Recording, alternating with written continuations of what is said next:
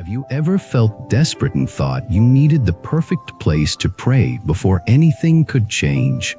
Have you ever wondered why some people seem to turn their life around quietly without dramatic rituals or constant searching?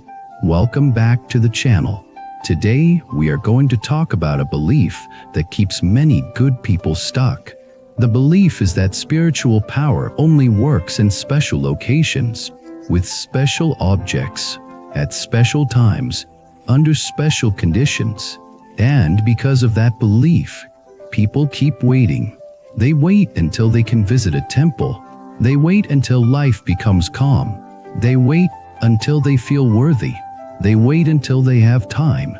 Meanwhile, their mind keeps leaking energy. Their habits keep planting the same causes, and their fate keeps rolling forward in the same direction. I want to give you two ideas right away. First, the place matters less than the mind. A temple can support you, but the real temple is the moment you choose wisdom over impulse, compassion over resentment, clarity over confusion. Second, what people call changing luck is oft unchanging causes. When you change what you repeatedly think, say, and do, you change what you repeatedly create. That is karma in plain language. And karma is how destiny turns. Now let me tell you a story that will make this feel real. Because if I only speak in concepts, your mind may agree and still keep living the old way. A story enters the heart, and the heart is where change begins. I will call her Emma. Emma was the kind of person who carried quiet anxiety in her chest like a small animal that never slept. On good days it hid. On hard days it scratched. She did not always show it, but she felt it. She felt it when she opened her bank app. She felt it when she checked messages.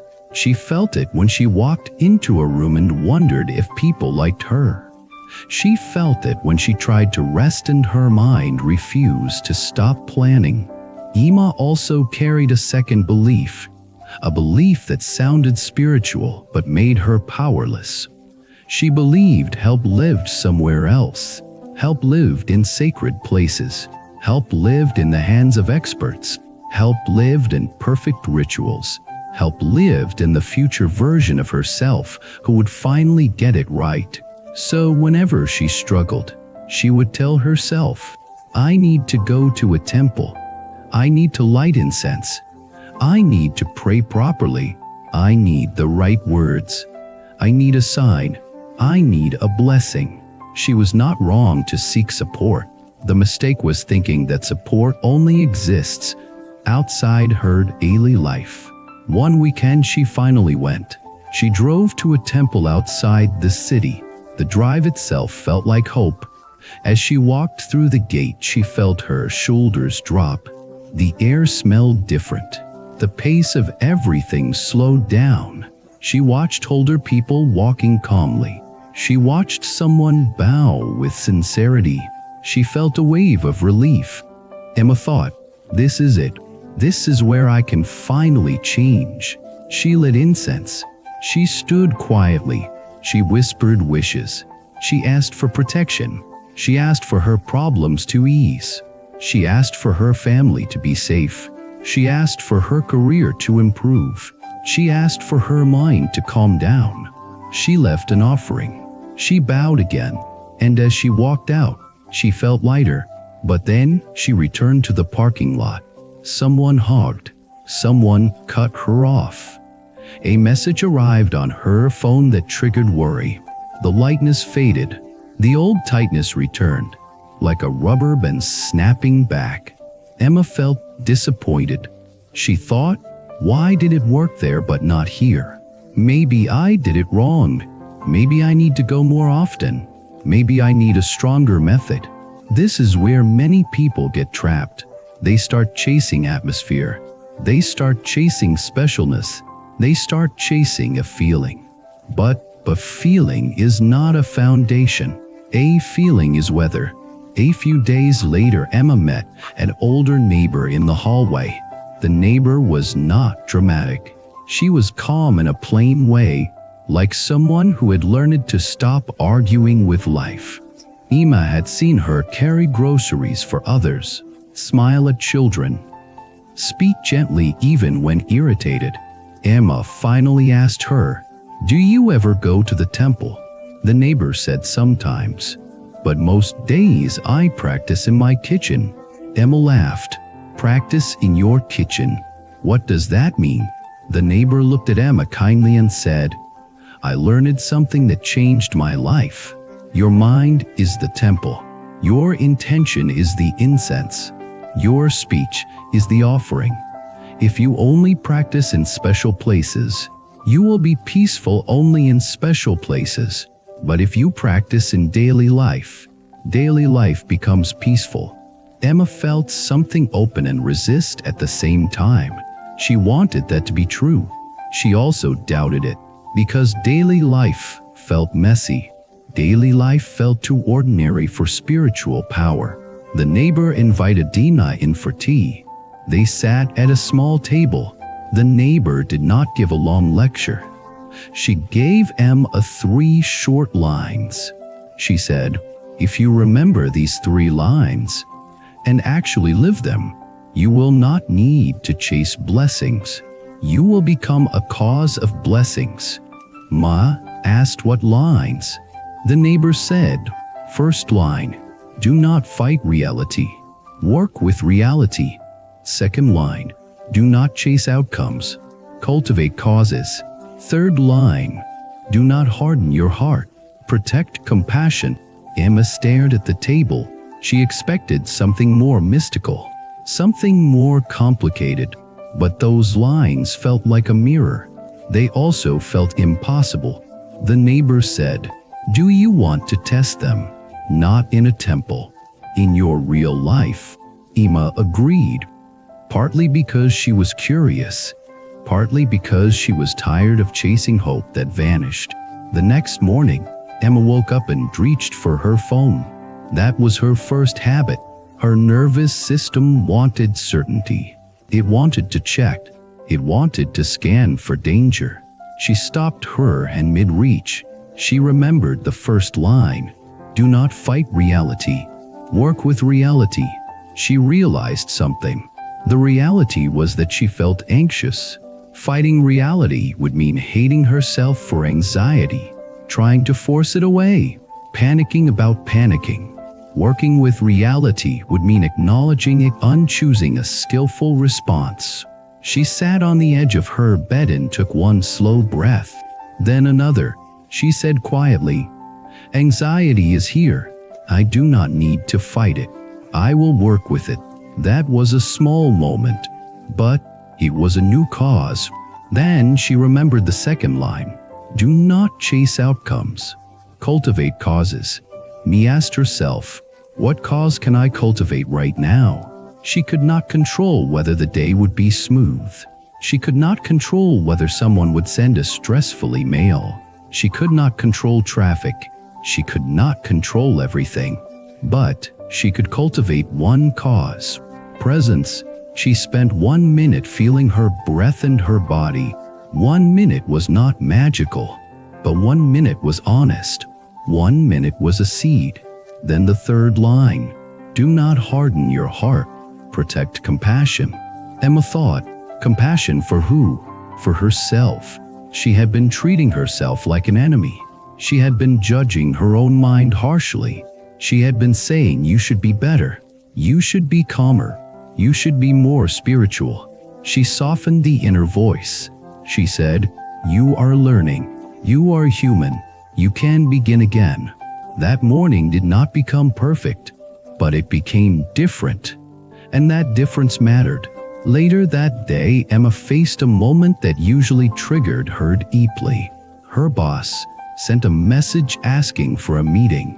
With no explanation, Emma felt fear rise instantly. The mind created stories. "I am in trouble. I messed up. I will be embarrassed. I will lose security."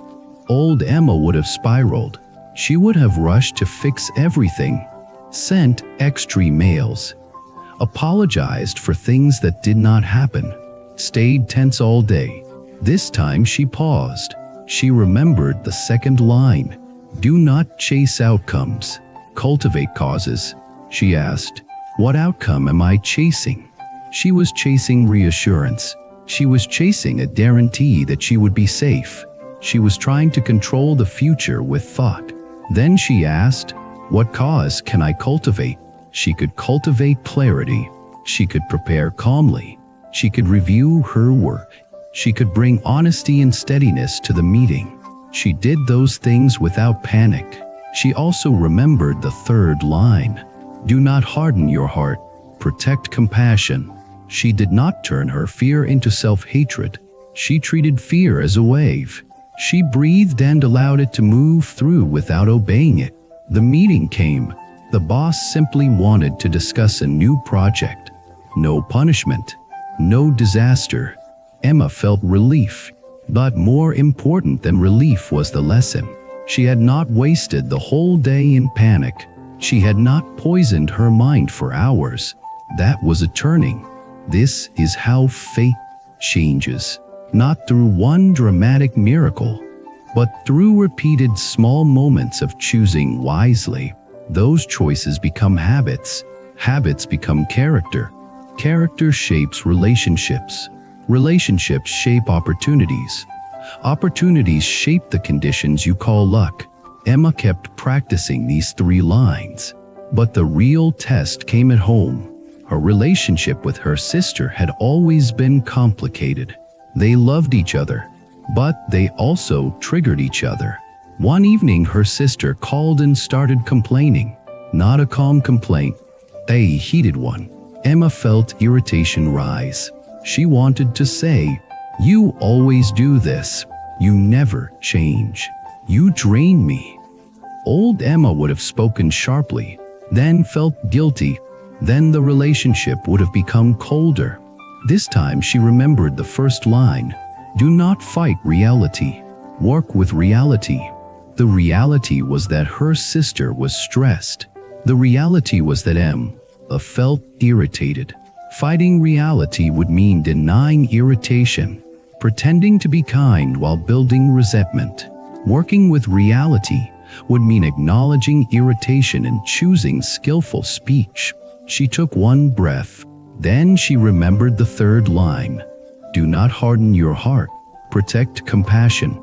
Compassion did not mean letting her sister dump everything without boundaries. Compassion meant staying human. She could listen with warmth and still set limits. Emma said, I hear you. I care about you. I can listen for 10 minutes. And then I need to rest. Tell me what feels hardest. Her sister softened. The conversation became more honest. Emma did not collapse. She also did not attack. She protected compassion and protected herself. That night, Emma realized something. She had been trying to change her fate by traveling to a place, but fate was changing in her voice. Fate was changing in her breath. Fate was changing in her boundaries. Fate was changing in her intention. This is why the temple is not the only place. The temple is support, but daily life is the path. Now let us go deeper into why these 3 lines are so powerful. Do not fight reality. Work with reality. This is wisdom. Fighting reality is the root of suffering because reality always wins. Reality is impermanence. Reality is change. Reality is uncertainty. Reality is that you cannot control everything. When you fight this, your mind becomes a fist. A fist gets tired. Working with reality means your mind becomes a hand. A hand can hold gently. A hand can release. Do not chase outcomes. Cultivate causes. This is karma. Many people chase outcomes and ignore causes. They want peace, but keep feeding anger. They want blessings, but keep feeding greed. They want respect, but keep speaking harshly. They want love, but keep demanding. Then they feel confused. Karma is not moral punishment. Karma is the natural echo of your repeated intentions and actions. If you cultivate causes of clarity, patience, and generosity, the results may not appear instantly, but they appear. If you keep planting thorns, you will keep bleeding. Do not harden your heart. Protect compassion. This is the protective medicine. When life hurts, the heart wants to harden. Hardening feels like protection, but it is also a cage. A hardened heart becomes isolated.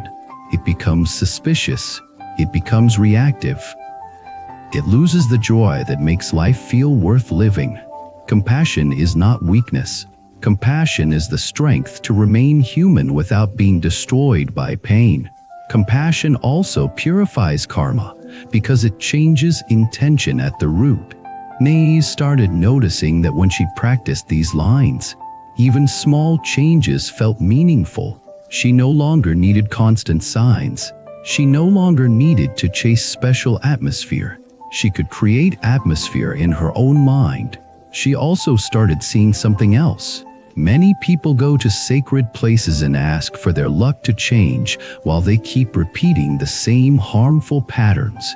They ask for relationships to improve while they keep using harsh speech.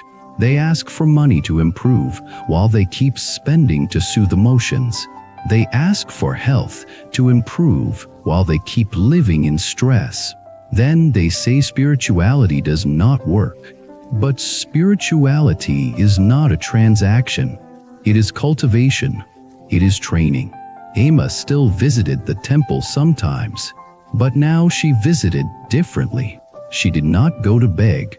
She went to remember. She used the quiet space to renew intention. She used the rituals to soften the heart. Then she returned home and practiced where it mattered. Over time, she noticed her life changing. Not in the way her fantasy imagined, but in a real way. Her anxiety reduced, not because she controlled life, but because she loosened control. Her relationships improved, not because everyone became perfect, but because she stopped adding poison. Her work became smoother, not because nothing went wrong, but because she responded with clarity instead of panic.